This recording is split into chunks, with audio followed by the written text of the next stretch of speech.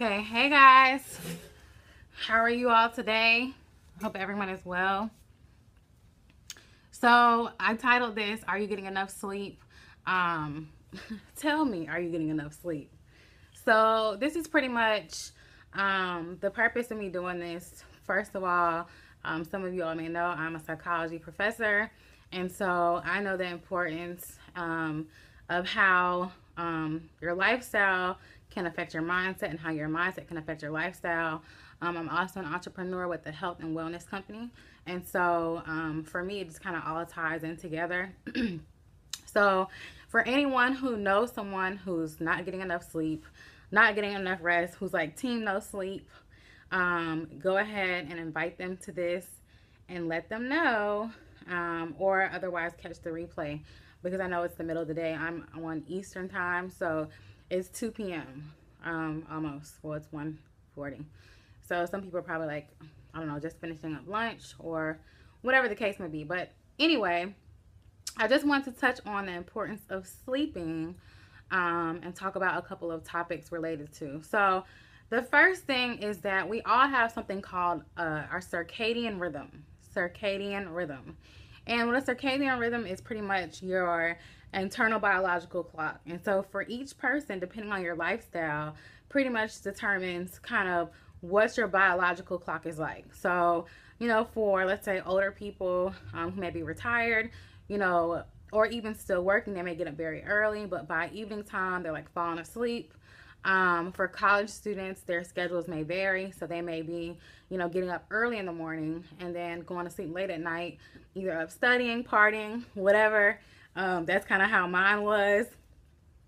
And then, like, let's say for entrepreneurs like myself, really that can kind of parallel with a college student because depending on what kind of project I'm working on, kind of depends on my sleeping cycle. And just because my sleeping cycle may vary doesn't necessarily mean that I'm not getting enough rest. It just means that my cycle is kind of shifting depending on the needs for my day. So, and then you think about people who like work like, overnight, their circadian rhythm is a lot different because they're up at nighttime all throughout the night and early morning, and then they're sleeping and resting during the daytime, while most 9 to 5 people are, up during the daytime, and by nighttime they're ready to crash. So again, depending on kind of what your lifestyle is like and what it requires, kind of determines what your clock is like. And of course it can shift depending on life, when life happens. So I wanted to touch on that.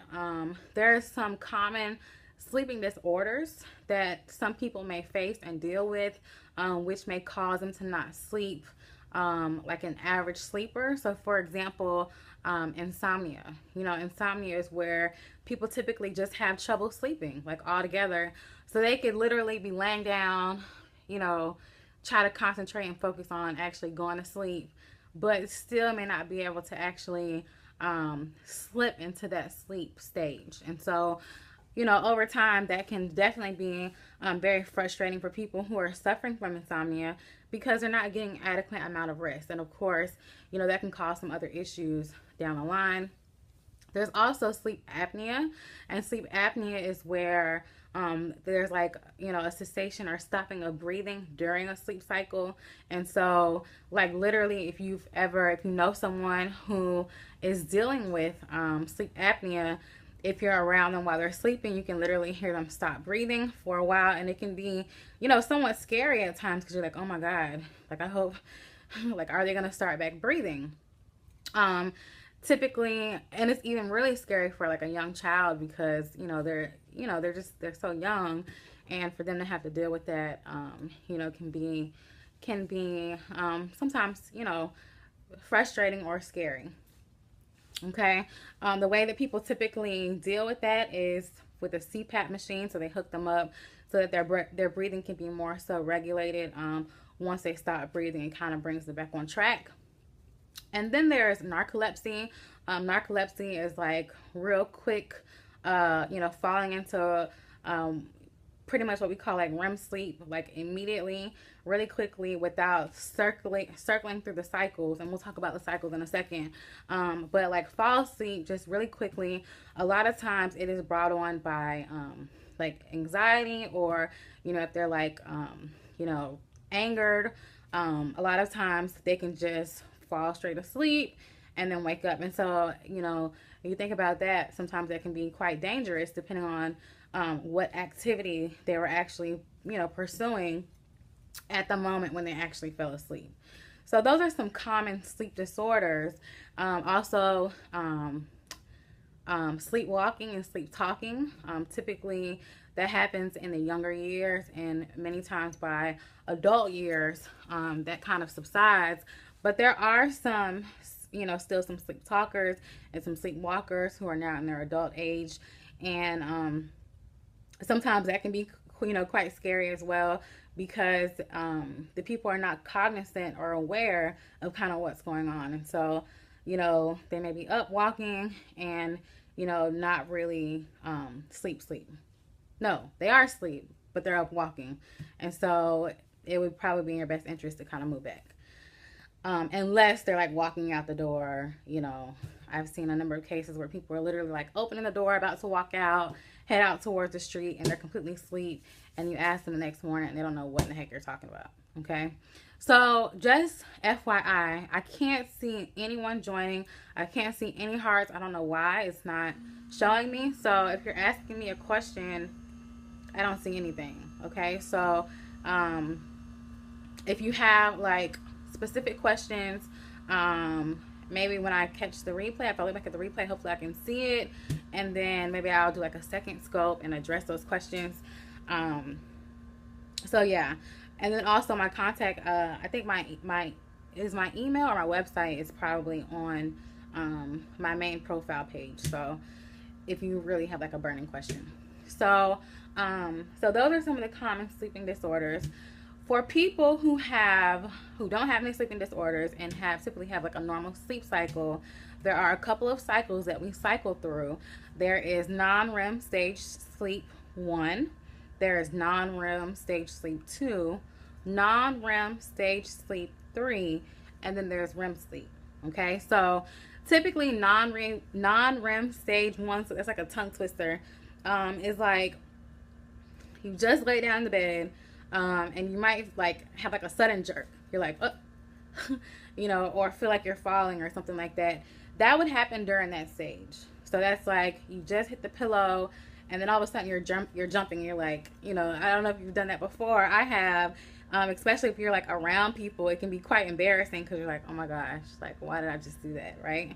And then like I said, there's stage sleep 2, there's non-REM stage sleep 3, and then there is REM sleep.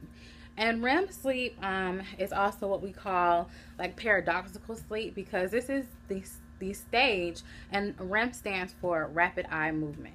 And so rapid eye movement is literally exactly what I've said. During that stage, your eyes are darting back so quickly, back and forth, that you wouldn't even be able to keep count if you wanted to.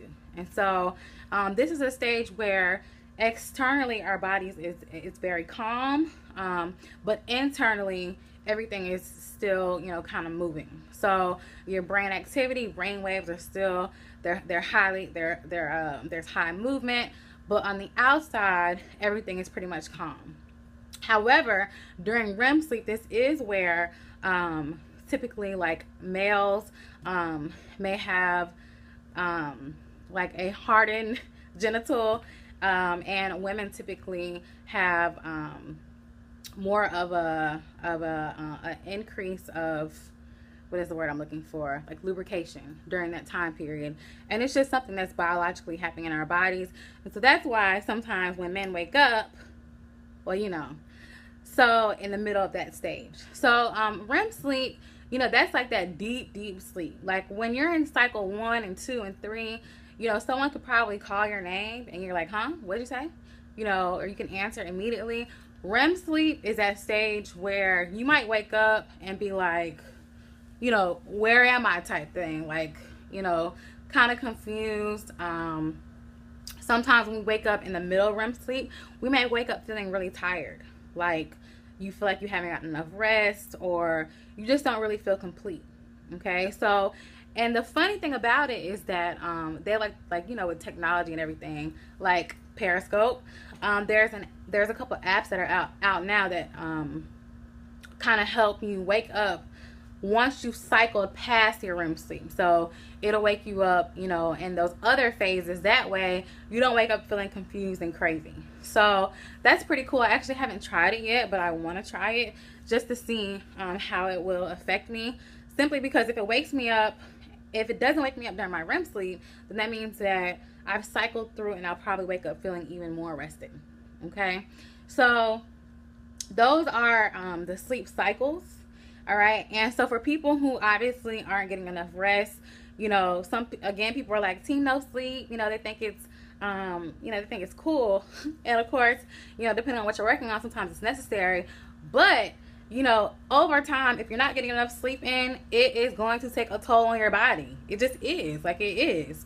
So it's important that, you know, if you're not getting enough sleep this week, then you're trying to get enough sleep next week. And you can't necessarily make up the hours, but, you know, our body needs sleep for many reasons. And so a couple of reasons and a couple of benefits of getting enough sleep is, first of all, if you're not getting enough rest, you might have immune suppression. And so, you know, you think about the common cold, you know, viruses that are kind of circulating in the air. If you're not getting enough rest, your body is going to be attacked a lot more easier, and your body's not going to be able to ward those viruses off as simple. I don't know if that's a word. Yeah, it's a word, but I don't know if it's appropriate. It's not going to necessarily, you know, help build up that defense in the same way that, you know, it would if you were getting enough sleep. Okay, a couple other things that it does: it helps to protect our bodies, it helps us to recover and restore, it also helps to repair brain tissue. So our brains, you know, we're thinking all throughout the day, you know, we're performing certain tasks, and so it's important that we have that downtime where your brain is really repairing itself. There's something called, like, you know, when our neurons are firing throughout the day, and maybe I have like a separate scope about that, about how our neurons interact and help make things happen in our bodies. Those neurons, they need a time to kind of repair themselves. Okay, they also help to, getting enough sleep also helps us to remember things. So studies show that when people typically take like a quick nap or have had a sufficient amount of sleep throughout the night, then they're able to recall things a lot better than if they have not. So for me, that's important. Again, as a professor and an entrepreneur, you know, I'm having to remember 1,001 things. And so getting enough rest is essential for me to go back and recall, you know, whether it be customers or clients or students, or, you know, I have to kind of know what's going on with my crazy life, right? So that's really important to me. Another thing that sleep does for us is it helps us to perform tasks a lot better. So, you know, if you're trying to go on about your day without not getting enough rest, and you're having to, you know, manually do something or put something together, but you haven't gotten enough rest, well, studies show that you will not perform at your best. And so that's why, when you think about it, like early on when we were in school, taking tests, teachers would always be like, make sure you get a good night's sleep and eat a great breakfast, because they really are important. So it's going to help us to perform at our optimal best. Sleeping also helps to feed creative thinking. So for my entrepreneurial people who are always like thinking of new projects and new strategies and ways to make things happen, these are cute. These are my heart earrings. Okay. Yeah, so creative thinking, in order to be able to have the focus, the concentration, and think outside of the box, it's important to have enough rest. Typically, people are more insightful when they've gotten enough rest throughout the night. Sleeping also helps to support growth in our bodies. So, and also for people who are like working out, you know, for muscle recovery, things like that, that's also really important. So, you know, overall, you know, we can kind of see why sleeping is so important. It's not, you know, it's not a cool thing to go without rest, like for an extended period of time, because after a while, our bodies will definitely feel it. Okay. So some of the, I don't want to make this scope too long because I don't watch scopes that are too long, barely. So just a quick recap. The first thing I talked about was circadian rhythm, which is pretty much our internal biological clock. I also discussed some of the common sleeping disorders that people suffer from. So narcolepsy, sleep apnea, insomnia, sleepwalking, sleep talking, which typically kind of goes away once we get older on average. I also talked about how it's important to get enough rest for a number of reasons. Average people go through a normal cycle of stage 1, stage 2, stage 3, and then REM sleep, which is rapid eye movement, which is that paradoxical sleep where we're essentially paralyzed. And so this is when you're out for the count, and if someone tries to wake you up, they might have to like shove you a couple times, unless, for example, let's say you're a mom and you're sleeping and you're in REM sleep, but you have kids. There's a lot of moms who they can be knocked out, and as soon as their child says mom, because of voice recognition and because that's their child, they'll pop right up. Okay, so we talked about the different stages. We also talked about some of the benefits of sleeping.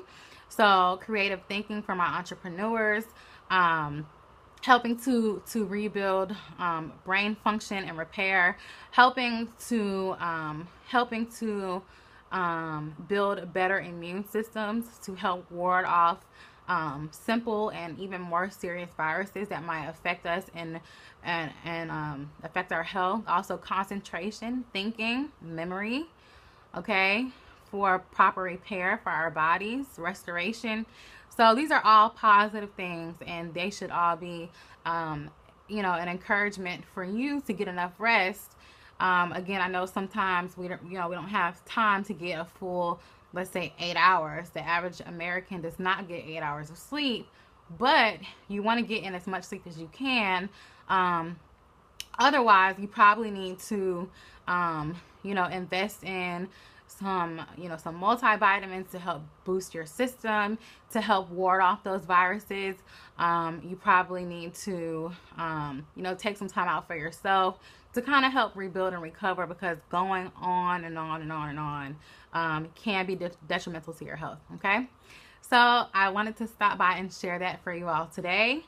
I am Professor A, and I'll be back with more content. Maybe this is already later this week, maybe sometime next week. So I just want to encourage you all to continue to enjoy your day and stay healthy, stay beautiful, stay blessed, and I will see you all next time. All right, take care. Bye-bye.